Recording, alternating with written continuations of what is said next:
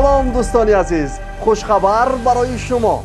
فرصتی در انتظار فرا رسید. موسم نوی شو برنامه محیط زنده از رادیوی نو پیشنهادتان میگردد. ما را پیگیری کنید و سراینده های دوست داشتنی خود را در موج 95.5 FM گوش کنید و از یوتیوب کانال ما تماشا کنید. سرپرست کل شرکت موبیلی تیسل.